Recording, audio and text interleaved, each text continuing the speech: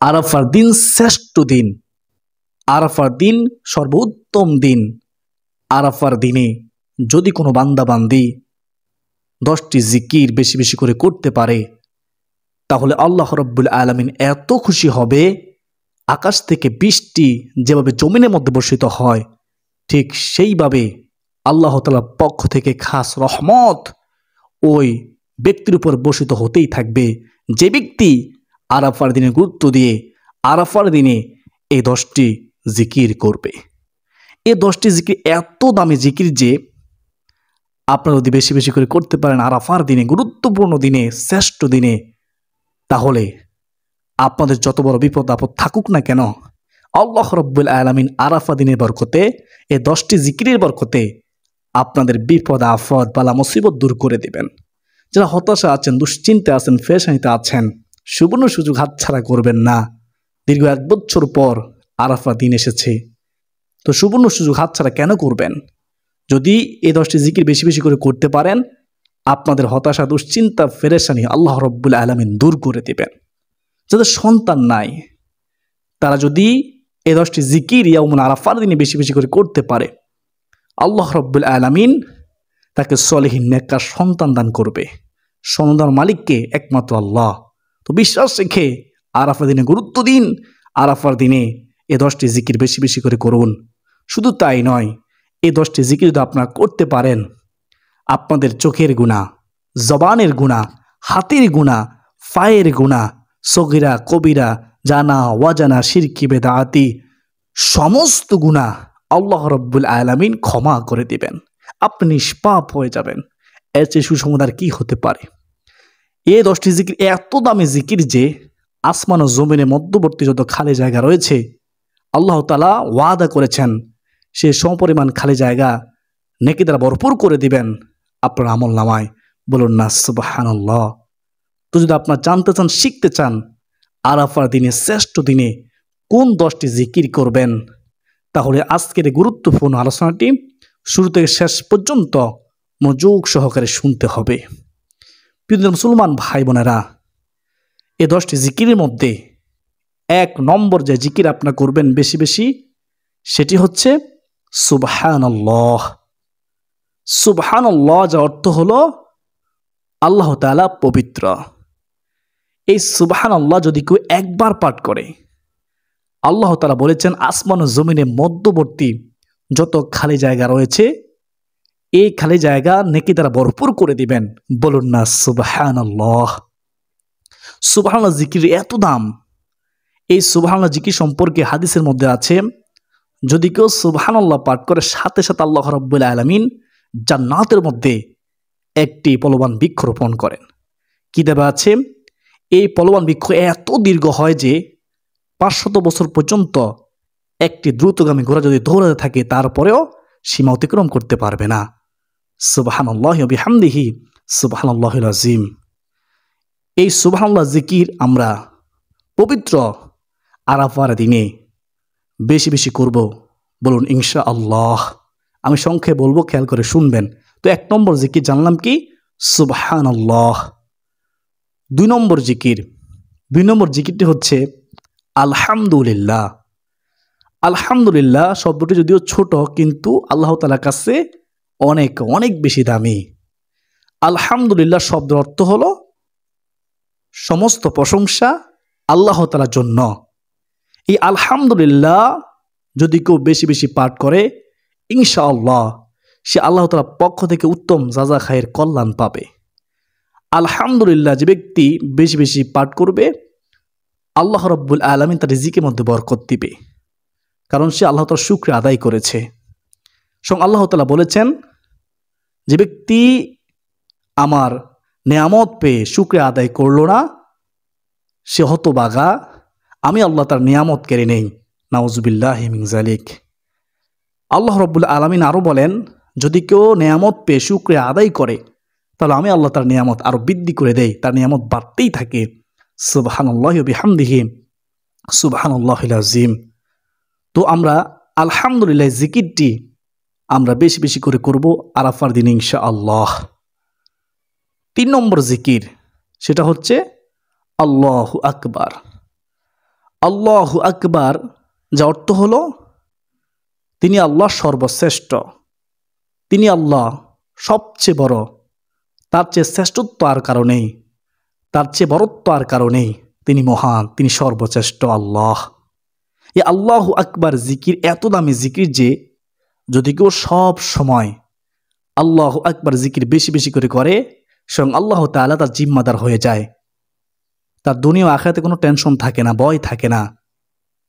প্রিয় মুসলমান ভাই বোনেরা, এই আল্লাহু আকবার জিকিরটি আমরা বেশি বেশি করবো ইনশাআল্লাহ আরাফার দিনে। 3 নম্বর জিকির জানলাম, এখন আমরা যাব 4 নম্বর জিকির। 4 নম্বর জিকিরটি হচ্ছে লা ইলাহা ইল্লাল্লাহ। আপনার কাছে সহজ মনে হচ্ছে, কিন্তু আপনি কি জানেন এই লা ইলাহা ইল্লাল্লাহ জিকিরটি কি? এই জিকিরটি এত দামি জিকির যে আফদালু যিকরি লা ইলাহা ইল্লাল্লাহ, হাদিসের মধ্যে আছে রাসূলুল্লাহ সাল্লাল্লাহু আলাইহি ওয়াসাল্লাম বলেছেন লা ইলাহা ইল্লাল্লাহ জিকির হচ্ছে সবচেয়ে উত্তম জিকির। সুবহানাল্লাহ। লা ইলাহা ইল্লাল্লাহ জিকির যে বেশি বেশি করবে মৃত্যুর সময় তার জমানে কালিমা জারি থাকবে। কেউ যদি মহাব্বতের সাথে ঈমানের সাথে একবার লা ইলাহা ইল্লাল্লাহ পাঠ করে তার জীবনের সমস্ত গুনাহ মাফ হয়ে যায়। লা ইলাহা ইল্লাল্লাহ জিকির এত দামি জিকির যে কেউ যদি দুনিয়ার মধ্যে বসে একবার লা ইলাহা ইল্লাল্লাহ এর আওয়াজ দেয়, এ লা ইলাহা ইল্লাল্লাহ শব্দটি প্রথম আসমান, দ্বিতীয় আসমান, তৃতীয় আসমান, চতুর্থ আসমান, পঞ্চম, ষষ্ঠ, সপ্তম আসমান ফাড়ি দিয়ে আরশ মহল্লায় গিয়ে আরশের খুঁটি ধরে নাড়তে থাকে। তখন আল্লাহ রব্বুল আলামিন বলেন, ও আরশের খুঁটি তুমি কেন কাঁপতেছ, তুমি কেন দুলতেছ, তুমি কাফা বন্ধ করে দাও। তখন ওই আরশের খুঁটি বলে, ও মহান রব, মহান রব্বুল আলামিন, আমি কাফা থামাতে পারবো না যতক্ষণ না পর্যন্ত আপনি ওই বান্দাকে ক্ষমা না করবেন যেই বান্দা দুনিয়ার মধ্যে বসে লা ইলাহা ইল্লাল্লাহ পাঠ করেছে। তখন আল্লাহ রব্বুল আলামিন সাথে সাথে ওই বান্দাকে ক্ষমা করে দেন যে বান্দা জমিনের মধ্যে লা ইলাহা ইল্লাল্লাহ এই কালিমা জিকিরটি করেছে। এই কালিমা জিকির এত দামি জিকির যে আপনারা যদি এই কালিমা জিকিরটি করতে পারেন আল্লাহ তাআলা এত খুশি হবে আপনার তকদির ভাগ্য খুলে যাবে। তো আমরা বেশি বেশি করে লা ইলাহা ইল্লাল্লাহ জিকিরটি করার চেষ্টা করব ইনশাআল্লাহ। তো আমরা 1 নম্বর জানলাম কি? সুবহানাল্লাহ। 2 নম্বর জানলাম আলহামদুলিল্লাহ। 3 নম্বর জানলাম আল্লাহু আকবার। 4 নম্বর জিকিরটি জানলাম লা ইলাহা ইল্লাল্লাহ। তো তারপরে 5 নম্বর জিকিরটি হচ্ছে ইয়া যাল জালালি ওয়াল ইকরাম। এটি হচ্ছে আল্লাহ তাআলার একটি গুণবাচক নাম, ইসমে আজম। আপনি শুনলে অবাক হয়ে যাবেন, একজন সাহাবী এই আল্লাহ তাআলার গুণবাচক নামটি পড়তেছে।